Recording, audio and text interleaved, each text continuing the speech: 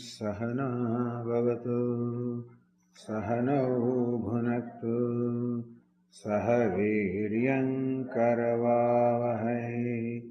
तेजस्विनावधीतमस्तु मा विद्विषावहै। ॐ शान्ति शान्ति शान्तिः। ॐ पूर्णमदः पूर्णमिदं पूर्णात् पूर्णमुदच्यते पूर्णस्य पूर्णमादाय पूर्णमेवावशिष्यते। ॐ शान्ति शान्ति शान्तिः। श्रुतिस्मृतिपुराणानाम् आलयं करुणालयं नमामि भगवत्पादं शङ्करं लोकशङ्करं शङ्करं शङ्कराचार्यं केशवं बादरायणं सूत्रभाष्यकृतौ वन्दे भगवन्तौ पुनः पुनः। ईश्वरो गुरुरात्मेति मूर्तिभेदविभागिने व्योमवद्व्याप्तदेहाय दक्षिणामूर्तये नमः। गुकारस्त्वन्धकारो वै ऋकारस्तन्निवर्तकः अन्धकारनिरोधित्वात् गुरुरित्यभिधीयते। सदाशिवसमारम्भां शङ्कराचार्यमध्यमाम् अस्मदाचार्यपर्यन्तां वन्दे गुरुपरम्पराम्। ॐ पार्थाय प्रतिबोधितां भगवता नारायणेन स्वयं व्यासेन ग्रथितां पुराणमुनिना मध्ये महाभारतम् अद्वैतामृतवर्षिणीं भगवतीम् अष्टादशाध्यायिनीम् अम्ब त्वामनुसन्दधामि भगवद्गीते भवद्वेषिणीम्। यं ब्रह्मा वरुणेन्द्ररुद्रमरुतः स्तुन्वन्ति दिव्यैस्तवैः वेदैः साङ्गपदक्रमोपनिषदैः गायन्ति यं सामगाः। ध्यानावस्थिततद्गतेन मनसा पश्यन्ति यं योगिनः यस्यान्तन्न विदुःसुरगणाः देवाय तस्मै नमः।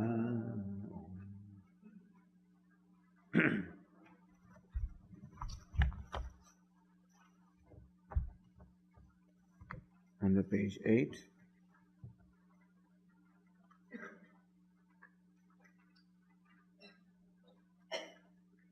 अमानित्वमदम्भित्वम्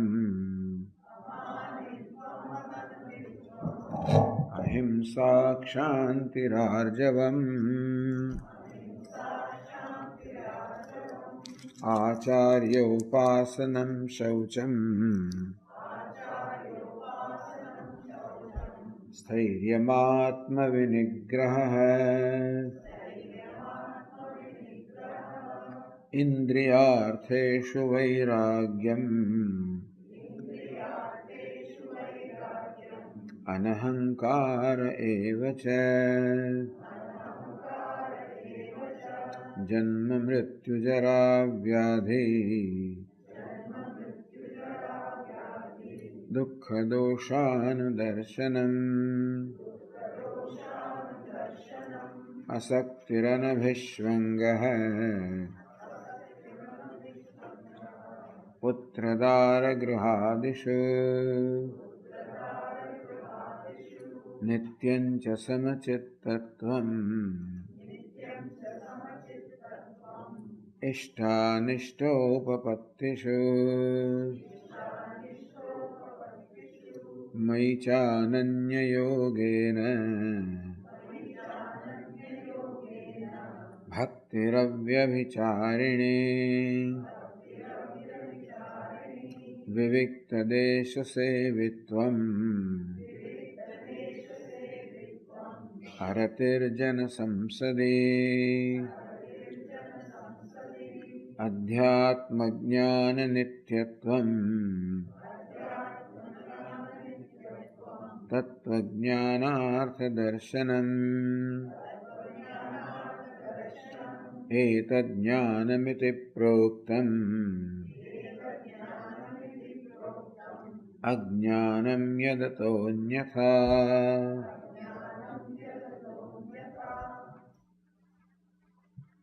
अमानित्वम् अदम्भित्वम् अहिंसा क्षान्तिः आर्जवम्.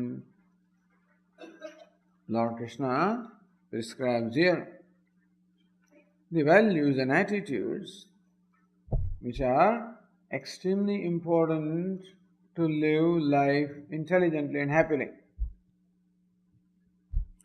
Understand that we basically just want one thing in life, and that is happiness. And happiness is a state of mind, a disposition of mind. Happiness has no relationship whatever with anything out there. Meaning that the happiness which is a disposition of my mind cannot be determined by how much wealth I have or what other kind of worldly accomplishments I have. Happiness is not a function of these things. Comfort is no doubt a function of wealth. Can bring us comfort, can bring us some other power. Well, it can bring us happiness also in terms of our ego gratification. Yes, it does. Wealth does bring happiness in terms of ego gratification because you feel something. You feel that you are something. To that extent, these accomplishments do create in me a sense of my being something important, and then there is an ego gratification which does give happiness. We will not deny that. But the unfortunate thing with deriving happiness from these means, whether it is entertainment derived from various means of entertainment, or sense pleasures derived from various objects of senses, or ego gratification derived from many accomplishments at the level of ego, they do appear to give us happiness. But the rule with that happiness, as Lord Krishna says, Vishendriya sanyogat yattadagre amrutopamam pariname vishamiva.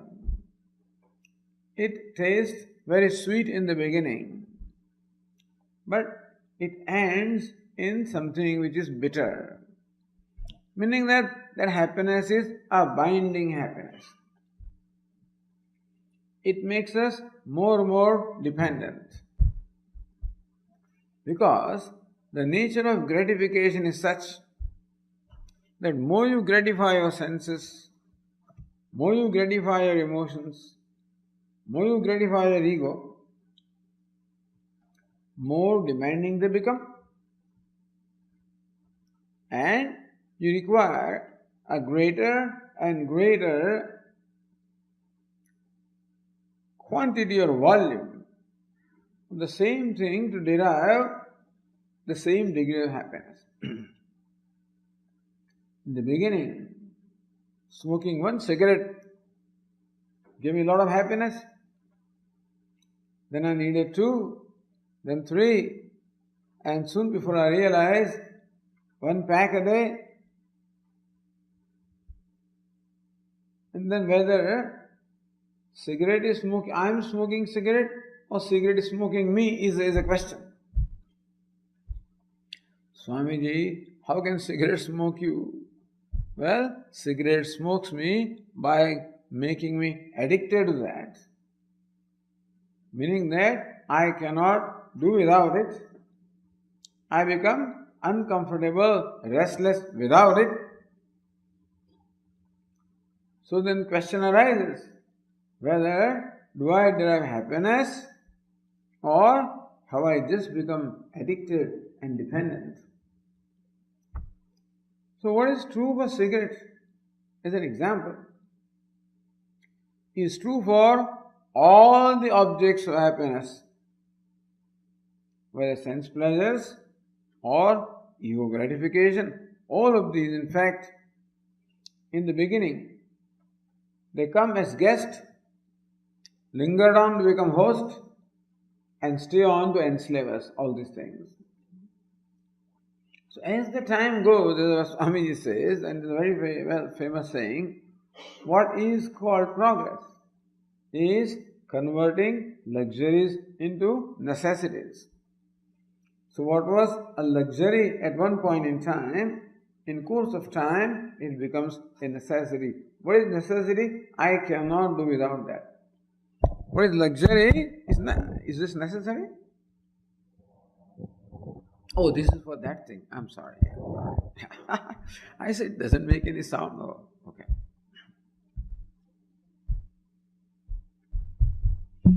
So this trend we have to understand in our life.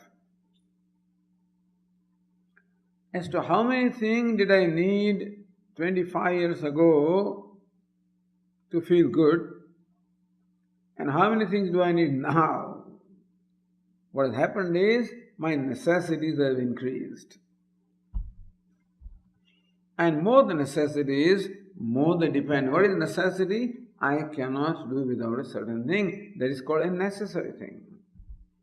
Our necessities are growing, which means that our dependence is growing, meaning that our bondage is growing.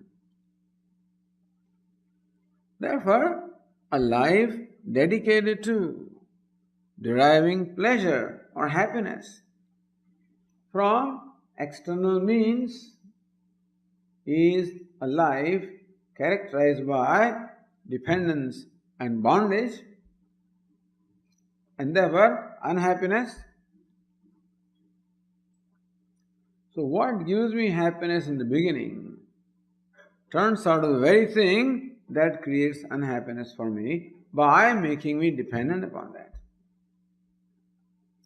That is called true happiness, which is accompanied with freedom, for which I do not have to pay any price. The happiness that comes from things other than me, they extract a price from me, a pound of flesh from me.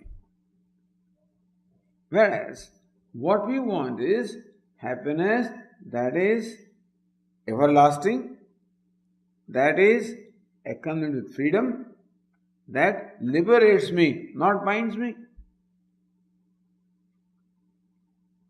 And that is happiness coming from the purification of mind.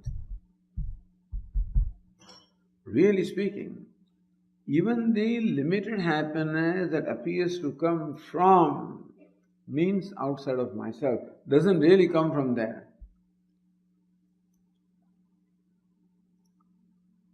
Perhaps wealth, power, or some other objects of pleasure appear to give me happiness, but it is not their happiness, they are only giving my own happiness. I may have told you this story in the past, but once in India I was traveling from Bombay to Ahmedabad, a day journey. Bombay is well known for its Alfonso mangoes. So we purchased 2 big baskets of ripe, nice Alfonso mangoes. And since we could not accommodate those baskets in the compartment in which we were traveling, we were asked to placed them in what they call break van, along with other goods. So we handed over these baskets to them. Traveling in the train, came the lunch time.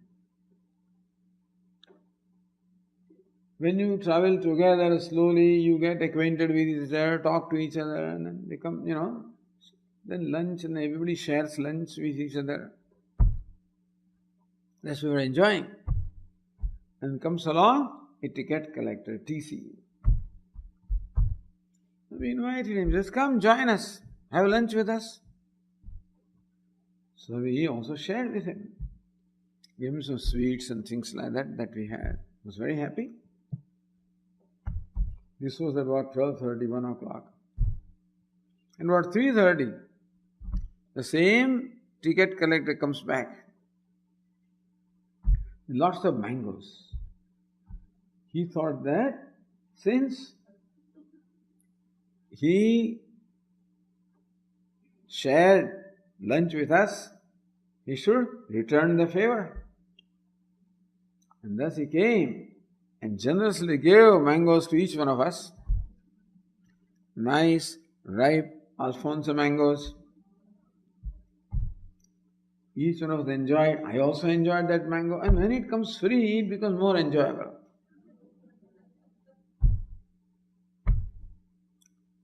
So we all enjoyed mangoes. Came evening, got down at Ahmedabad station, went to the break van to collect my 2 baskets. I was given the basket without the mangoes. Because that railway officer, they have freedom, all kinds of freedom.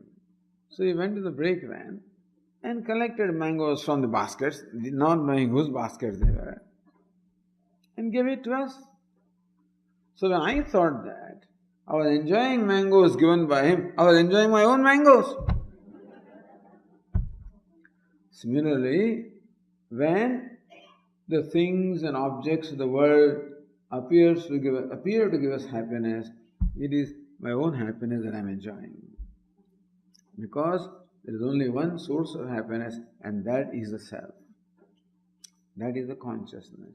That is the limitless. And therefore, the direct way of enjoying happiness is to create slowly and slowly the maturity of the mind, purification of the mind. The happiness, which is my own nature, becomes manifest through the mind.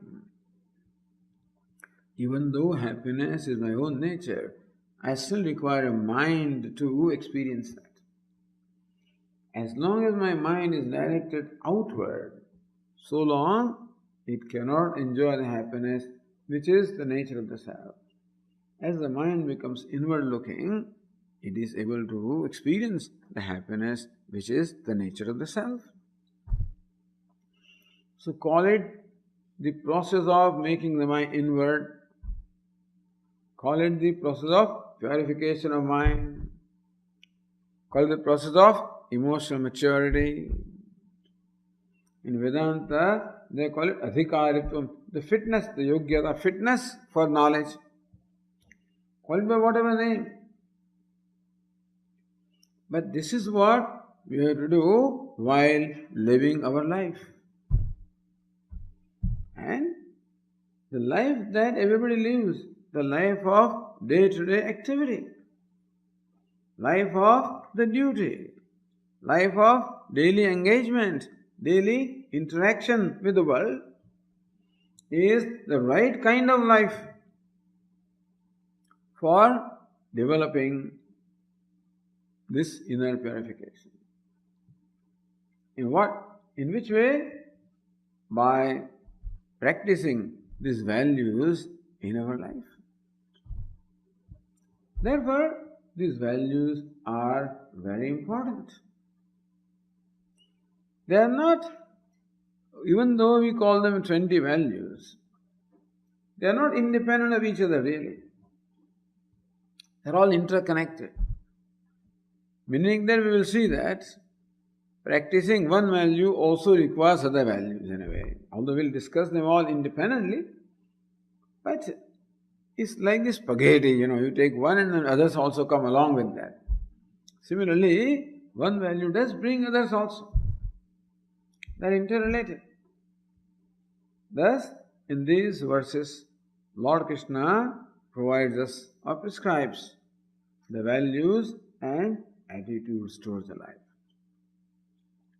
The first value that we discussed yesterday was amanitvam, absence of manitvam, absence of pride. In particular, manitvam. Manam means pride, the overinflated value for oneself, one's qualification. So a person who is proud person, or a person demanding respect, that person does enjoy or possess some qualifications. I said maybe a learned person, an athlete, a film actor, a model, I don't know, a wealthy person, a political leader, enjoying, important position in administration, in industry. That's important persons. Or accomplished person. Each one of us is in our own way accomplished in some way or the other. And being proud of one's accomplishment and seeking recognition from others. What is meant by demanding respect from others is seeking approval from others, seeking recognition from others, that I am important, that I know that I am something, but that you should also declare that I am something. You follow? It is one thing that I am something. It is other thing that I make a demand. I may not express it. This person may not express that demand. Inside he expects that you should show respect to him. And each one of us has this understand. Manitvam, pride, demanding respect from others. This is something that we have to become familiar. We have to become familiar with our own mind. And be able to identify, look, this is called manitvam. This, look, I am now demanding respect from somebody. I am demanding recognition from somebody. I am demanding approval from somebody. We do have this tendency. Why do we have this tendency? Because we do not approve of ourselves. Because even though I am demanding respect from you, basically I do not much respect myself. It's very amazing. Even though I may be a very qualified person, I may be an accomplished person, and still, if I am an accomplished person, why do I need for you to recognize that I am an accomplished person? Because I do not think that I am really a great person, that I am really something. It is so important for us to feel that I am something. That ego demands this gratification. Ego needs to feel I am something. Then alone I can be comfortable with myself. I cannot be comfortable or happy with myself if I am not something. That I am important, I am accomplished, I am something, I need you to tell me that. Because I basically do not say this to myself. The demanding respect from others shows a lack of respect that for my own self. You understand this? Every demand that I make upon others indicates a certain lack or want within myself. Thus, demanding respect from others also shows a lack or want that I feel that I am not respectable enough from my perception. But if you respect me, then I will feel that I am respectable. Why is it necessary to get approval from others? Why do I need to show myself? That I always want to become visible for what I do so that people see what my accomplishments are, how good I am, or what I have done. Always want the front desk job. I always want to show, I become visible to others. And I want others to make a note of what I did or what I am. Why is it so? Because I am suffering from an inner lack or inner want. And therefore, I am seeking respect from others to feel that I must be respectable. When you respect me, I must be all right. This is called manitvam. It involves demanding respect. It comes from an inner lack or a want. That from my perception, I am not respectable enough, and therefore I am seeking your approval. I am seeking your concurrence for me to feel that I am all right. It is so important for me to feel that I am all right. It is so important for me to feel that I am something. So important for me to feel that I am respectable. And when in my perception, I do not find myself respectable, then I demand respect from others. So when you call me respectable, then I feel that I must be respectable. It is not enough that I give a very nice talk. Not enough. When you come and tell me, Swamiji, that talk was wonderful, that is when I feel good. I think the talk must be good. I do not feel that it is. But when you can come and tell me, then I congratulate myself. Then I feel happy. For me to feel happy, it is not enough that I am good. It is necessary that you should declare me to be good. This tendency all of us have in one measure or the other. And this is, I am setting myself up for all kinds of disappointment or hurt. Because, as I said, respect demanded may or may not come. When I make a demand, and even if you fulfill the demand is fulfilled conditionally, that next time I will respect you. Like when we go for donations for our souvenir advertisements and things like that, people give them.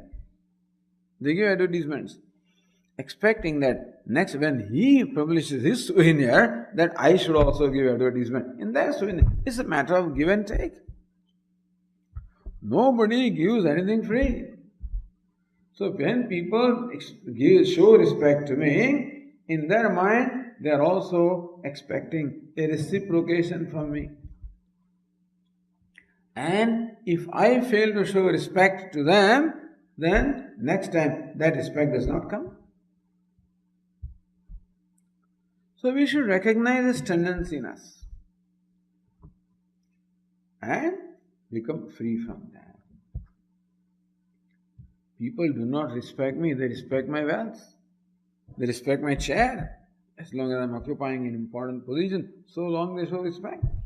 Once that is gone, the President of the United States will stand in a queue for a bus, because it becomes an ordinary citizen. As long as you are in a position, everybody perhaps showed a great deal of respect. And so, this tendency of demanding respect creates all kinds of hurts, as we described yesterday.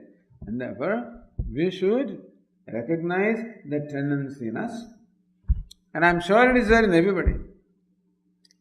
It becomes a problem when it exceeds a certain limit. Some people are so sensitive that they get hurt in no time. You must have seen some people so sensitive. You must talk to them only in a certain way. When they come, then you must make sure that they get a certain seat, that they are treated in a certain way. Otherwise, their feelings get hurt very quickly. People avoid them ultimately. What can you do? Regardless of what, you can't make them happy. And what's the situation of those people? Always hurt, always complaining. Therefore, this business of demanding respect is a no-win situation. Therefore, we must become free from that. We must recognize that tendency in us that look, now I am demanding some respect from the other person, some recognition from the other person, respect from other person, approval from other person. I tell myself, why should I not approve myself? Hey, you are a learned person, so isn't that enough? Isn't that enough for me to be happy? Then I occupy a position of importance here, of power. Should that not be enough to make me happy? Why do I need approval from others? So self-acceptance is the answer to this. Because I do not accept myself, therefore I am seeking acceptance from you. I should learn to respect myself for what I am. And also recognize that there is no point in feeling proud. Pride or ego has really no basis. I am feeling proud of what? For my looks?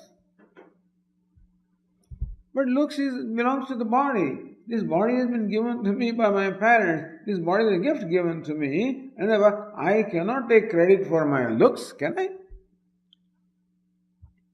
For my height, for my weight, for the color of my skin, for my features, for whatever. No, Swamiji, I'm a PhD, I'm so and so, I'm a great scientist. All right, good. But can I take credit for that? How many people have contributed in building up the knowledge that I have? When I look at this, any accomplishment, I recognize that there is a contribution of countless people. Swamiji, I know how to earn money. I know that's my ability. But that ability also is given to you. The skills are given to us. The capacities are given to us. Whatever we possess, understand, is all given to us. It's a gift. We cannot claim authorship of them. We possess them all right. We are not authors of them. We should recognize that they are gifts given to us. Enjoy those gifts. Enjoy whatever accomplishments you have. But then, be humble. Humility is the answer to pride. Pratipaksha bhavana. What is the attitude which will neutralize this sense of pride? Humility is the attitude. Humility that comes from understanding the realities of life. The realities are there. Whatever I claim to be my accomplishment, in fact, all of that is due to the cooperation and contribution of the world around me. And therefore, I also may have some role in that, but I alone cannot claim the authorship of my accomplishment. And so, humility comes when I see that when I was a child, I did not know how to write A or B and how much hard work my mother had to do to teach me that. And then from how many teachers, how many people came along in my life? who contributed to the so-called knowledge that I claim mine. And this is true of every kind of an accomplishment. So whenever pride comes in our mind, we remind our mind, oh mind, look, there is no sense in being proud because you are proud for a given accomplishment. Think of what all is involved in that achievement or accomplishment. And will become humble. Humility. So humility is the antidote, is the medicine for pride. Is what we call the pratipaksha bhavana, the opposite tendency to neutralize the sense of pride. That is amanitvam, humility. A humility does not mean that I do not enjoy what I have. Enjoy what you have. Do enjoy or accomplish? Self-respect is fine. Self-pride is a problem. So I am aware as to what I am. I am aware as to what my abilities are, what my virtues are, what my accomplishments are. Nothing wrong in aware of them. But aware of them with humility. Self-respect always involves humility, otherwise it becomes pride or conceit. So that is amanitvam. And the reason, I don't know why Lord Krishna starts with amanitvam. But I think he knows that fellows coming to study Vedanta, they are basically egoistic people, intellectual people. And more egoistic a person is, more proud the person is, more demanding of respect that person is, and therefore amanitvam is placed first. Amanitvam. Adambhitvam, next one, is absence of hypocrisy. Dambha means hypocrisy. Pretentiousness or hypocrisy. What is hypocrisy? Pretending to be something that I am not.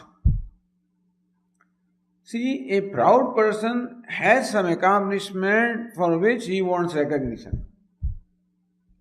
But this fellow, this hypocrite, does not have the accomplishment, then he wants recognition. You follow? That's the difference.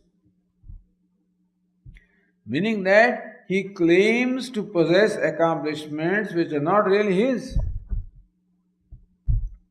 He claims to be a very learned person by showing variety of certificates which he knows that he has not even gone to university. He can speak a few words in a given language, say French or German, and may claim that I can speak French, I can speak German by uttering a couple of sentences. By vesha, by dress, you show yourself to be a very pious person. You show yourself to be a very austere person with austerities. By vesha, by tilakam, by shikha, by outer appearance. You are a pandita. I am not saying all those fellows are not, but very often a person is not in shoes. Says Vivek, says the Bhajagovindam, Jatilo mundi lunchita kesha kasha yambara bahukrita vesha. In those days of Shankaracharya, he is a person with matted locks, shaven head, different sadhus. He says, bahukrita vesha, a variety of vesha, a variety of costumes they are wearing. Udara nimittam bahukrita vesha, for filling the belly, they show themselves to be different sadhus. That is called hypocrisy. So this kind of pretentiousness, everybody has, again, all of us have. We have some pretentiousness. We pretend to be something different from what we are. Because we cannot accept our limitations. It's the fact that I am growing old. And therefore, my hair turns grey. But I have difficulty in accepting that fact. And therefore, I dye my hair. I am growing old, so wrinkles are coming on my face. I cannot accept that reality, so apply some kind of whatever they do that, foundation, some kind of creams or whatever, to show myself different from what I am. I'm not saying you don't do that. All I'm saying is that always nice to look good, nothing wrong with it. But then, this need on my part, that's all the point is. The need to present myself as different from what I really am, so that again I get respect or recognition from other people which I do not deserve. A proud person is seeking respect or recognition that he deserves. But a hypocrite is seeking respect or recognition that he does not deserve. He is simply pretending to be what he is not. He claims, so where did you go? I didn't see you for a week. Yeah, I went to Washington, I went to DC. For what? Such and such senator needed some consultations. Swami actually he went for a week to help his friend move his house or something like that. But he claims to be something else.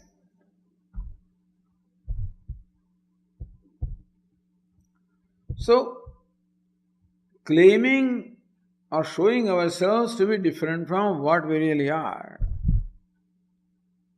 I'm an IITian. Those certain things are well recognized. So, I went to IIT Kanpur, I went to IIT Madras. Swami, you are an engineer, isn't it? Yes, IIT Madras. I don't even know what IIT means actually, but I claim that. I went to MIT, I went to this.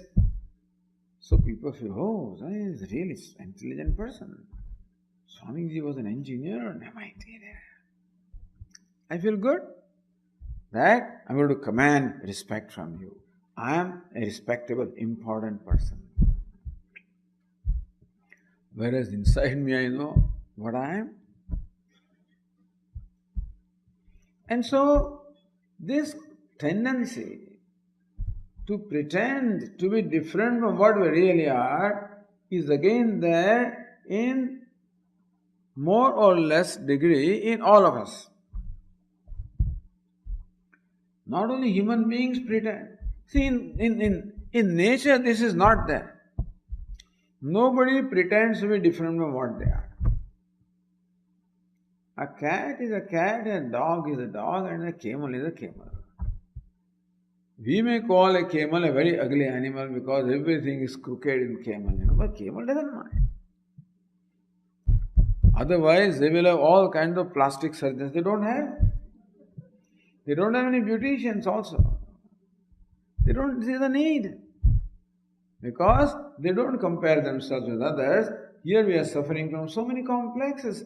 Human being is a self-conscious being, conscious of ourselves. And we have a tendency to always compare ourselves with others and judge ourselves based on that comparison. So we are self-judging people. And more often than not, I judge myself as inadequate. I judge myself as not alright. Look at that person there. I'm constantly trying to be someone other than myself. I'm trying to be as good looking as somebody else. I want to be as wealthy as somebody else. I want to be as well known as somebody else. I want to be as important as somebody else. Now, if I work hard and become that, then it's alright. But if I cannot do that, then I show myself to be like somebody else. Such strong need on my part to feel that I am something. That's a need of the ego. And I feel I am something when you declare that I am something. And therefore, for you to declare that I am something, I have to show myself to be that, and I pretend.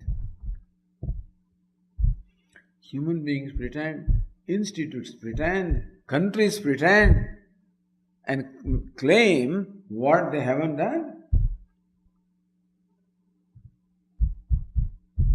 So this is Dambhitva, which involves some kind of deception, which involves some kind of cheating, and so which involves pretending.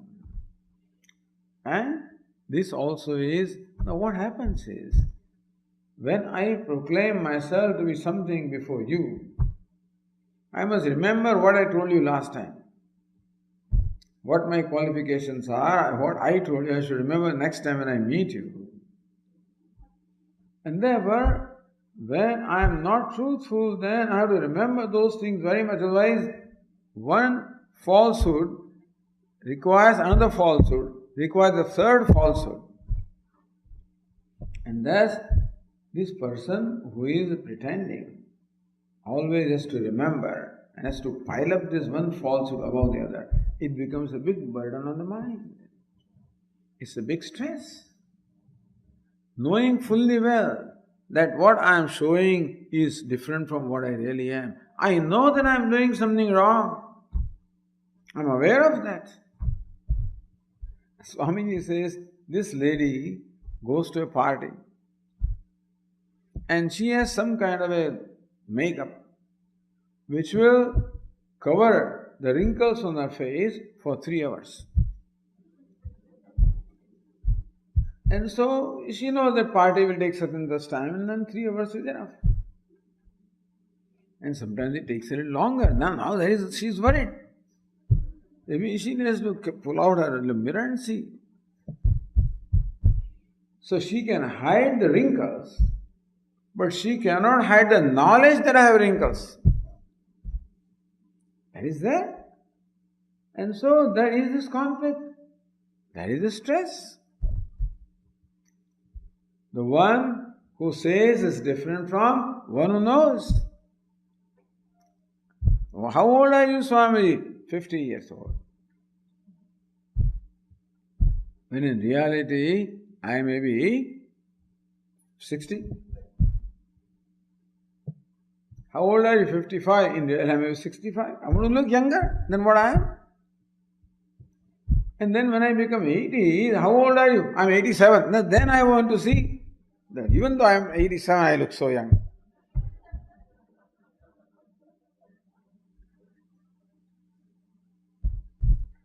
But I tell you 87, somebody I tell 85, somebody I tell 88, whatever comes to my mind, then people say, wait, Swami, last time you said this, what is your birth date?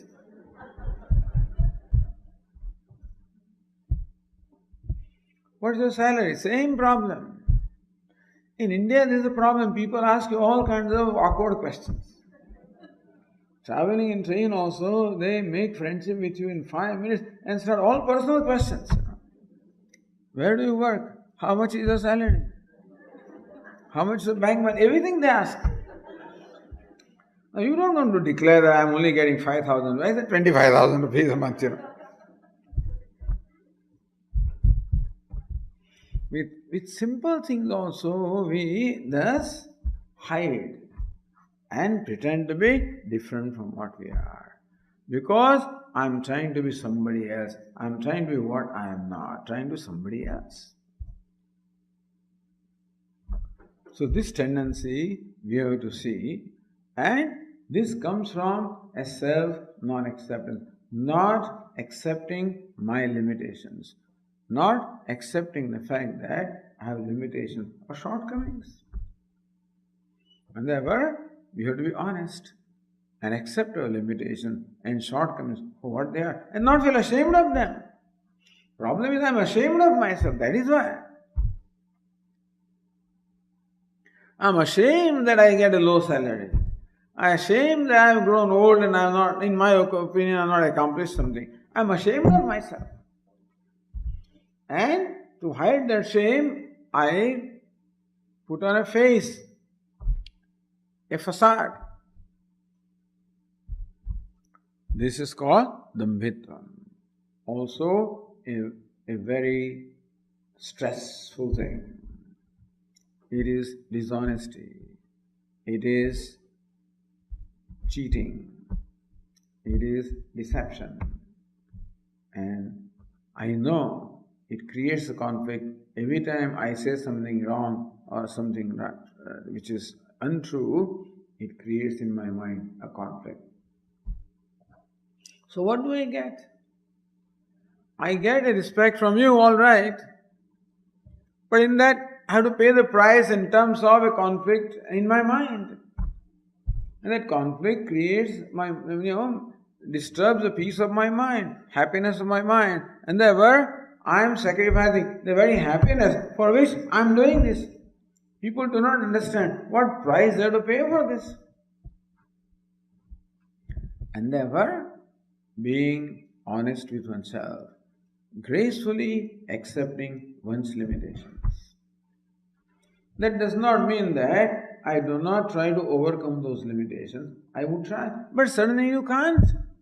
I'm 5 feet 4 inches tall. That's what I'm. What can I do? At the most 1 or 2 inches of some platform, something I can do. But what more can you do? You have a certain color of skin. How much skin you have? So how much can you change? You have a certain kind of nose. What can you do about it?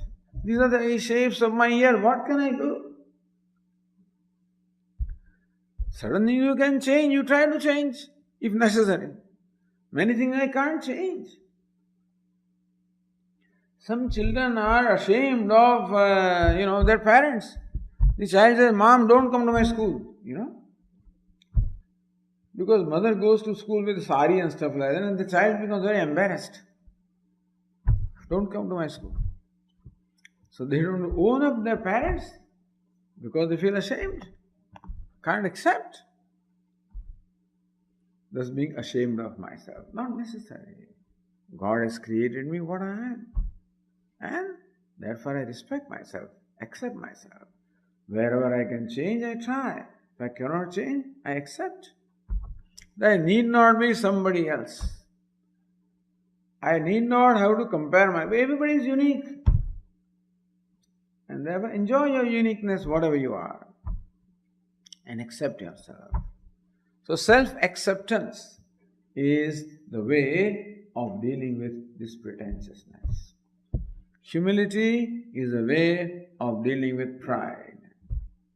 Self-acceptance, honesty is the way of dealing with hypocrisy or pretentiousness, dambhitvam. Amanitvam, adambhitvam. Next we come to ahimsa. Himsa means violence. Ahimsa, non-violence. Well-known thing, non-violence. But perhaps the most important value. This ahimsa is placed first by Yoga Shastra.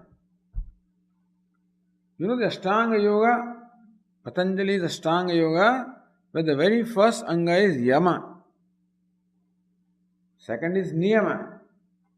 Yama is don't and niyama is do's. So prescribed, don't do this. That ahimsa, non-violence. Satyam, non-falsehood. Asteyam, non-stealing. Brahmacharya, non-indulgence. Aparigraha, non-holding. Non. The very first value is ahimsa. Mahabharata says, ahimsa paramo dharma. Ahimsa is the supreme dharma. If ahimsa is there, everything else will be there. Ahimsa prayanam apidanam. We should not create pida or pain for any living being. Not only to other human beings, to all living beings. A value for not hurting any living being. And particularly human beings, of course. Our most problems are with human beings only. We don't have any problem with trees and plants and cats and dogs. We don't have any problem with them. Our problems are generally with human beings. But a value for not hurting others. And it comes from a simple requirement of mine that I don't want to be hurt. I want to live and live happily. And I know that my neighbor also wants to live and live happily. Not only I want to live happily, But I do not want anybody else to come in the way of my pursuit of happiness and freedom. I want to be free in pursuit of my happiness. I know that my neighbor also wants to be free in pursuit of his or her happiness. We are conscious of this.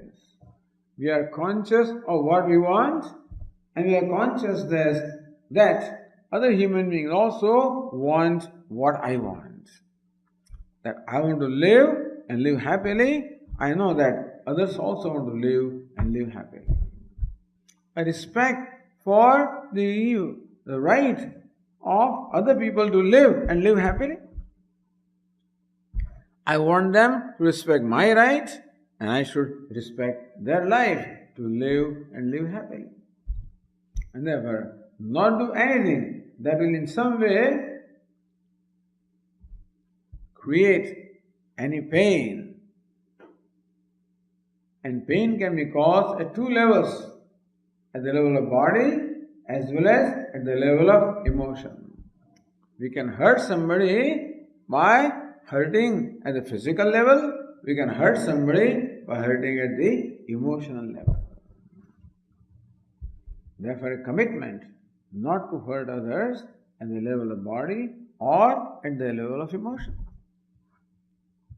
But when would somebody get hurt? When do I get hurt? Physical hurt is understandable, of course, but otherwise emotionally, when do I get hurt? When I'm insulted, I get hurt. When you do not respect my rights and requirements, I get hurt. When somebody tramples upon my rights, tramples upon my requirements, I get hurt. And therefore, just as I do not want others to do that, I also refrain from doing that to others. That I do not hurt them physically. I refrain from hurting them emotionally. In pursuit of my goals, I do not trample upon the rights and requirements of others. I have the freedom to pursue my goals in my life, but not at the cost of others.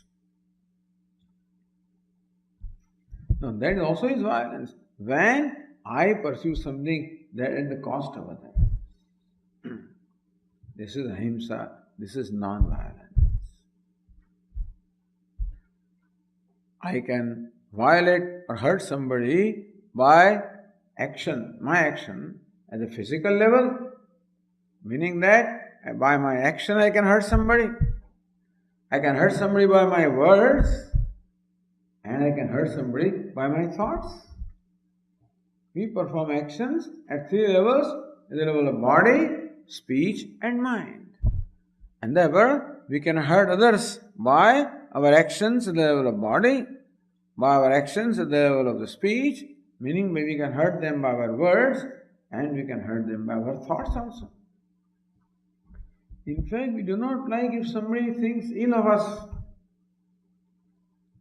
Therefore, mentally also, by thoughts also we can hurt. Not to hurt. So what do? Just be, first of all, a value for non-violence. That non-violence is valuable to me. Because non-violence is in keeping with my own nature. Therefore, whenever I am able to follow non-violence, I am in harmony with myself. I am in harmony with the order. And therefore, I am happy. So, non-violence means happiness. Amanitvam, happiness. Adambitvam, happiness. Ahimsa, happiness. So at the physical level, I refrain from hurting anybody, including not hurting plants and vegetables, and therefore not just pull out things, not cut the plants, vegetables without any reason or rhyme. Don't trample upon the grass. Some people have a habit, sitting on the ground, they keep on pulling the grass, just as a game. That is hurting. Sometimes children while walking, they just pluck leaves from the trees. That is hurting. I saw somebody the other day, a young man, he had some kind of a thing with his hand. He saw an insect. I said, why did you kill him? Kill the insect. It came in my room. It came in my territory. One little child. This was visiting from US, came to India, sitting on the floor. He was doing this. What are you doing? See the ant? Why? Came in my territory. So nobody should come to my territory. This is a very clear violence, of course, at the physical level. And we can avoid that because we are all civilized people, and therefore we are very aware that we should not hurt somebody at the physical level. When you talk of violence at physical level, then a question comes always about our diet, our food, whether it should be vegetarian or non-vegetarian food. So people who eat meat always present this argument. Swami, you say that the animals have life and we should not kill them for eating meat. All right. But doesn't plant also have life? You say plant also has life. So you are also killed. And we are also killed. What's the difference? What is the difference between chicken and fish and ham or whatever it is and potatoes? They all have life. But understand that life has different degrees of evolution. An animal enjoys a much higher degree of evolution in the ladder of evolution, has taken millions of years to evolve to that level as compared to a plant or a vegetable. Human being, of course, is most evolved, has taken so long to evolve. So when you kill the human being, it is the highest kind of violence because it is most evolved. Killing animals is next level of violence because they are also very evolved. Whereas destroying a plant for your food it involves violence, no doubt, but much, much lower level of violence.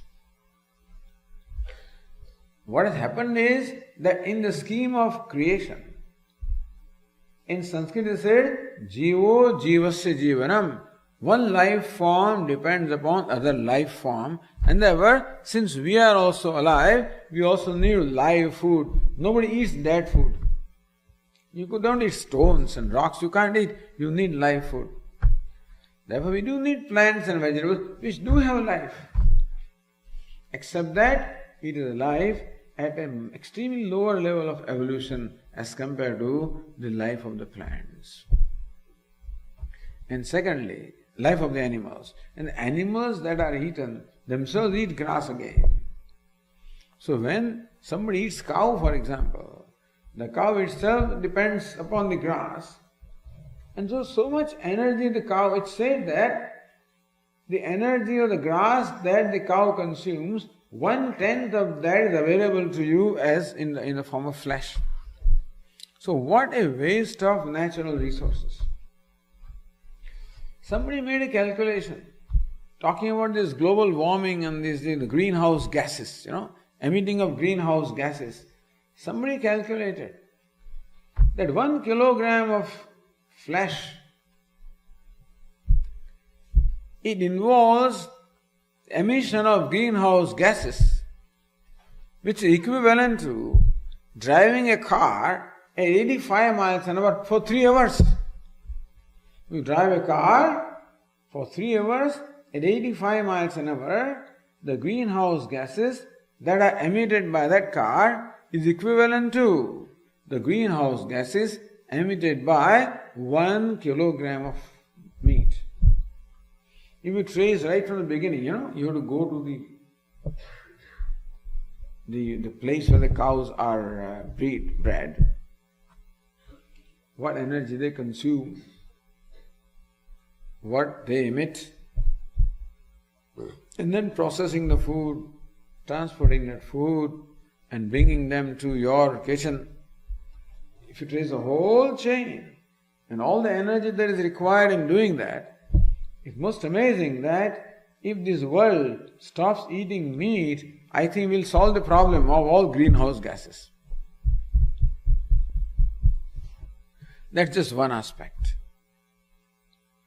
That we are consuming a tremendous amount of energy. And no doubt it is a great violence.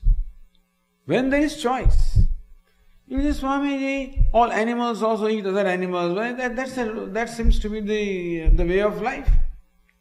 It is all right. That a cat kills a bird or kills a mouse is understandable because cat has no choice. It is programmed to survive in that manner.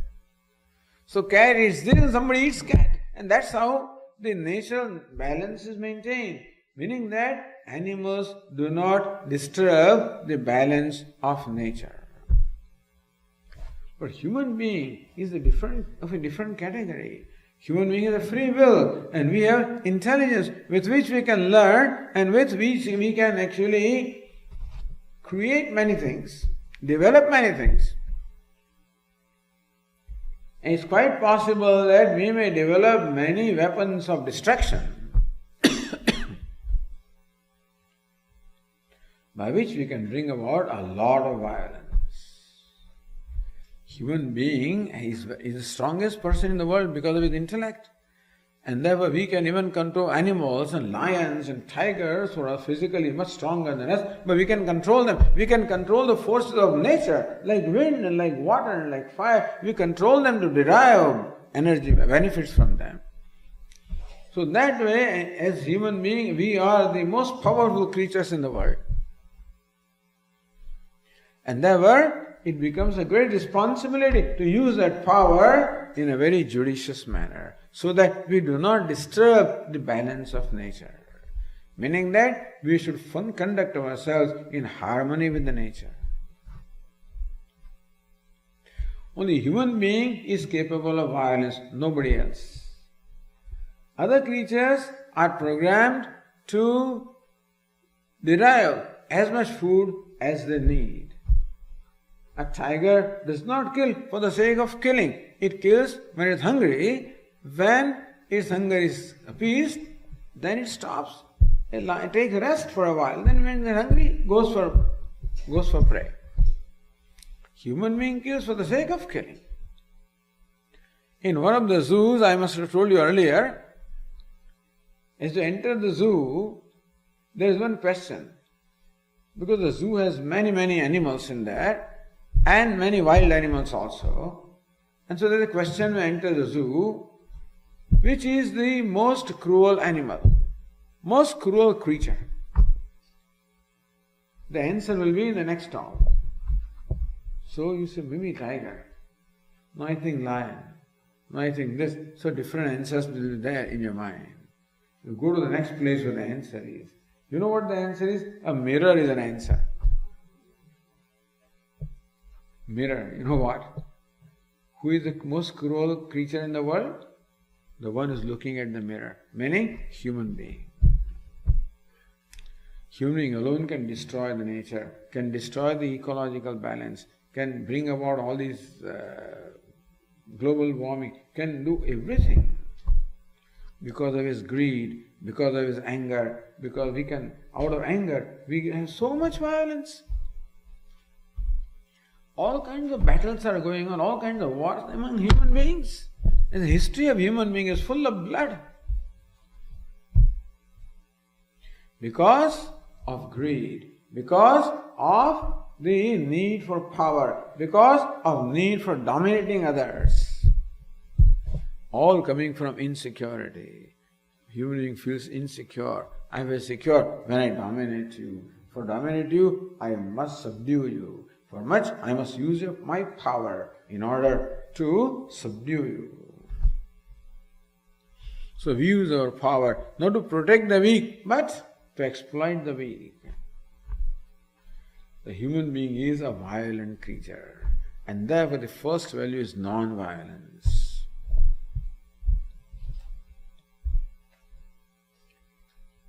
Now, when you speak falsehood, that is also violence. When you indulge, that is also violence. Swamiji, why do these Swamis always come and say, give up desires, give up pleasures? Why do they keep on saying that? One girl asked me. I said, don't give up anything. But give up that thing which, at least one thing you should do, you should not hurt yourself. No, that's okay. But do you know that by indulging into all kinds of pleasures that you are hurting yourself? Have you ever thought about it?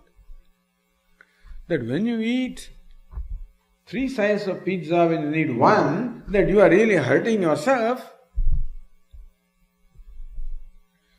When you drink 10, cans of Coke a day or something like that you are hurting yourself.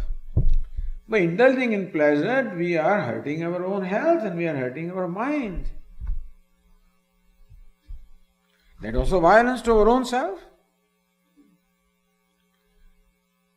Again, when I consume more than I need, then I am depriving somebody who is more needy than me.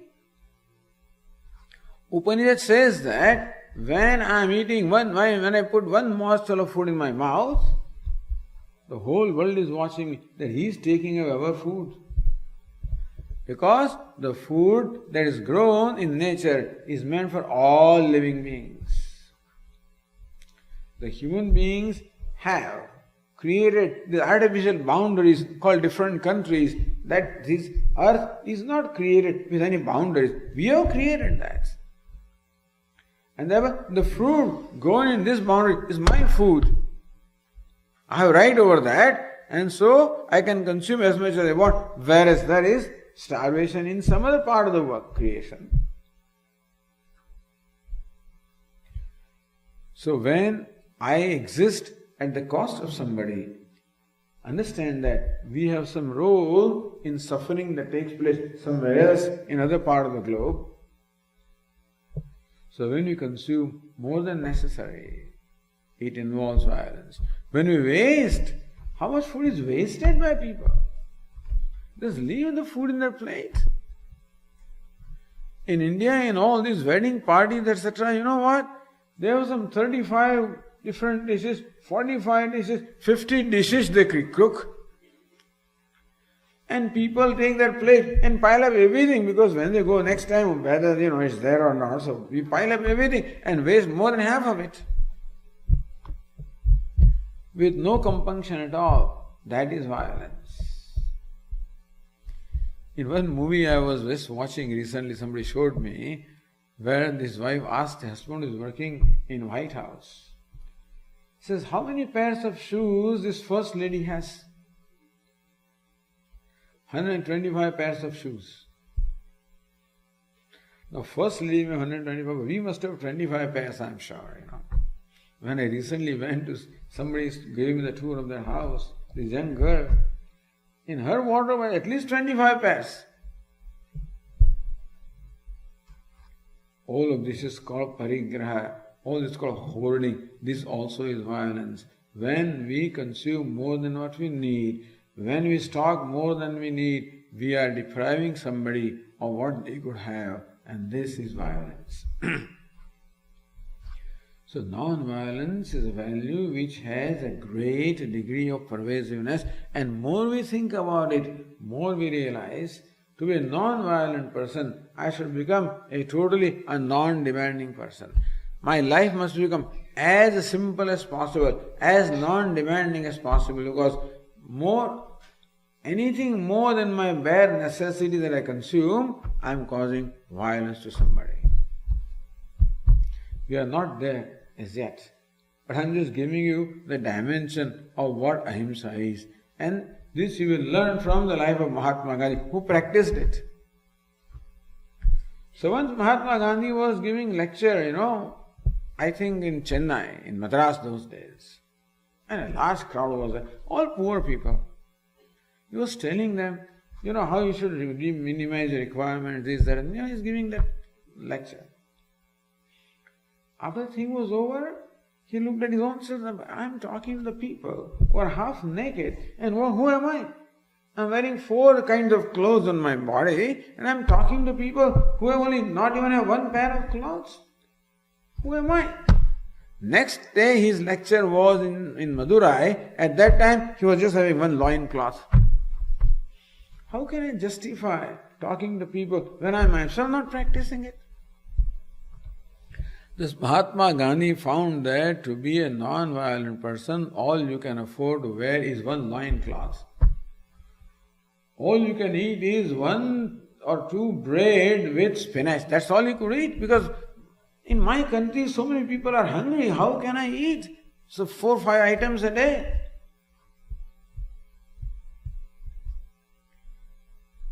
If you practice non-violence, recognize all its dimensions, you become a saint.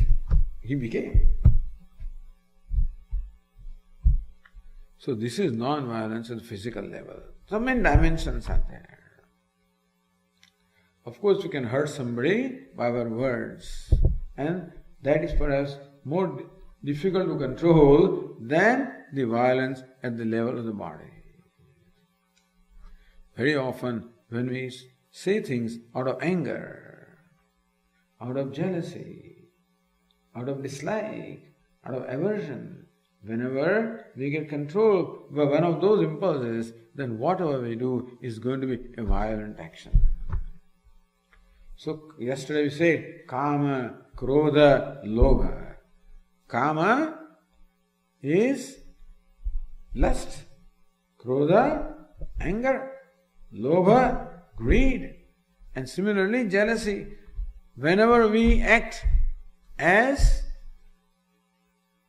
controlled by these impulses, our action will be a violent action.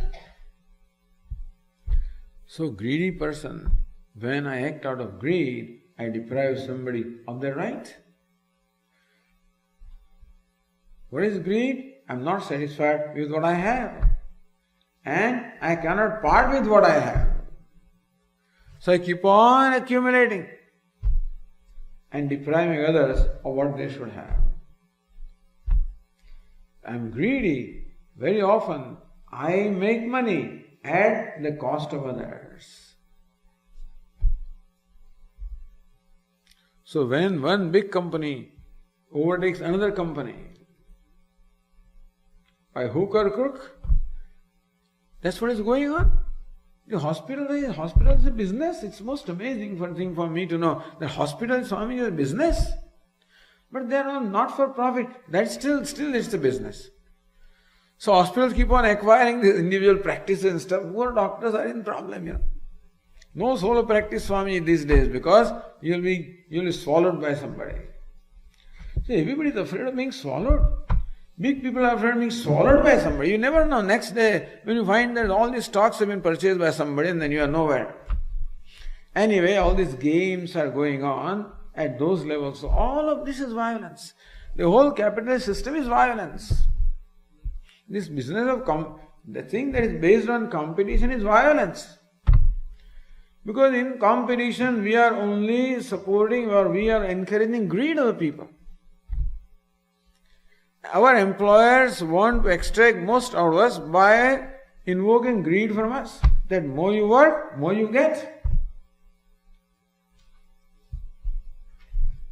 And so greed is most prevalent now. And greed is exploited. Do you know that this meltdown of 2008 that happened? Although they tell you all kinds of economies, what was all done by the Wall Street people and these people and bank people and they will tell you the whole mechanism of how the loans were granted and how the instruments were made, and I don't know. It's a very complicated thing. But as far as Vedanta is concerned, the basic culprit is greed. The people who give loans also are greedy, and the owners of the house who took them also are greedy. Everybody is greedy.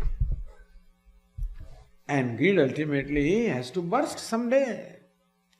This system, which is based on greed, based on competition, based on survival of the fittest, based on violence, cannot survive.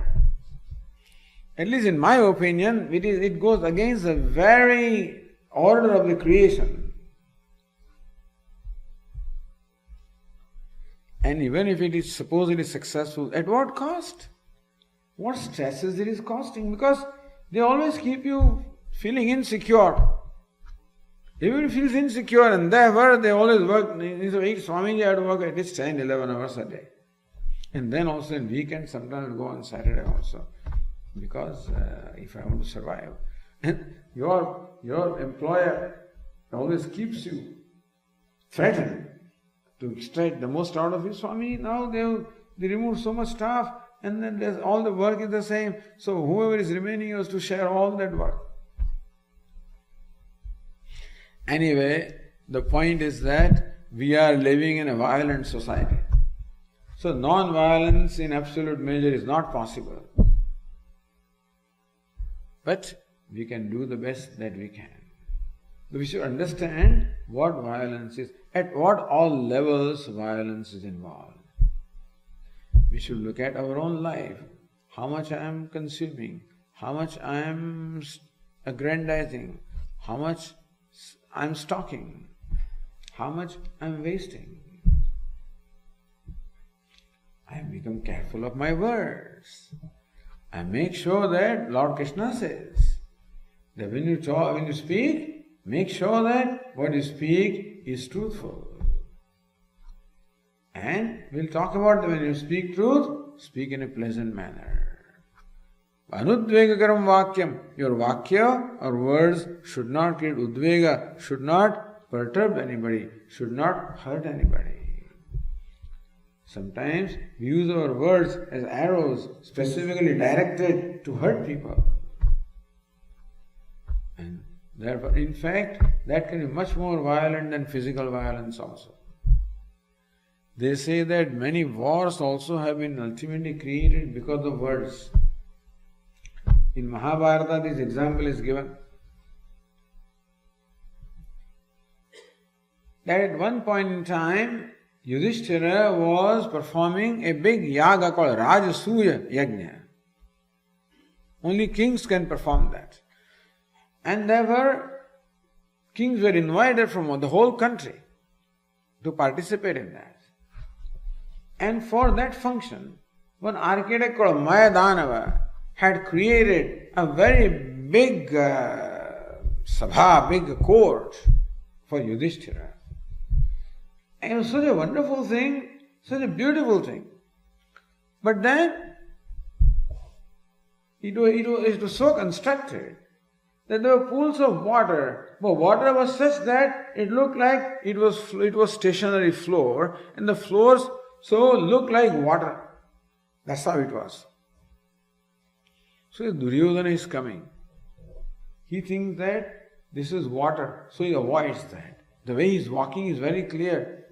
And then, what is water? He thought that this is actually glass, so he stepped on that and fell down in water. Pandavas were watching this. Draupadi was also watching, and she laughed. And you know what she said? I know who your father is, whose son you are, meaning you are, because Duryodhana's father was Dhritarashtra, was blind. And you are acting like your father. These words came out like arrows. Duryodhana marked that. And I will take revenge. So when came the time, Yudhishthira lost in the game of dice to such an extent that he also put Draupadi for the bet and lost her. And Draupadi was insulted in the open court. But there was a reason there. In a way, Duryodhana was trying to settle the account. Then Bhimsen, so Duryodhana was, at that time was Dushasana, his brother, was also, they were so, looking at Draupadi's condition, they really were so overjoyed and thrilled that he was thumping his thighs. So Bhimsen says, I will see you. So that's how it goes on. One thing leads to the other thing leads to this. But words can be very hurtful. We have to be very, very watchful of what we speak and make sure that when we are angry, avoid saying anything when I am angry. Avoid saying anything out of anger, out of jealousy, out of hatred. When these feelings come in my mind, I keep quiet. Our Swamiji says that some discussion is going on, you get angry, you declare, I'm angry right now, I will not talk further, we will talk later. You can say that I am angry, and therefore I am to keep quiet. But try to avoid saying anything out of anger, because when you do that, we necessarily hurt somebody. And we can hurt somebody by our thoughts also. By deliberately thinking ill of somebody, that way also we are causing violence. So we should watch out our thoughts, hurtful thoughts, and try to neutralize them. Thus, himsa, violence, can take place at the level of body, meaning we can cause violence by our bodily actions, we can cause violence by our verbal actions, we can cause violence by our thoughts. We should watch out. Do one thing, everything else will come. You can hurt somebody physically, you can hurt somebody emotionally also. And emotional hurt may be deeper than even physical hurt. And therefore we should watch out. I do not want to be hurt. I know that others also do not want to be hurt. I want to live and live happily. I know that others also want to live and live happily. I love my freedom. I know that others also love their freedom. I want my rights to be respected. I know others also want their rights to be respected. Therefore, I respect their rights. I respect their feelings. Swami, you can't bother about other people's feelings. Yes? Non-violence requires us to be sensitive people. Sensitive to their emotions. Sensitive to their feelings. But Swami, I don't feel like that. You may not feel like that. I don't do this. You may not do that. I don't think like this, you may not think like that. But that other person thinks like that. Other person feels like that. Other person behaves, whatever they are. Give them the freedom to do what they are. I have no right to decide what they should be, what they should feel. We have to give them the freedom. And enjoy the freedom. Because I love to be free. I want others to respect my freedom. The way I want to feel. That I want to be free to feel the way I want. I should respect other people's freedom also, to feel the way, to respect people's emotions, respect people's feelings, respect people's rights, respect people's requirements. And make the best effort that we do not violate their rights, their feelings, their requirements. You know, this is the most important thing for our self-growth. We are to gain by this value. Nobody else is to gain.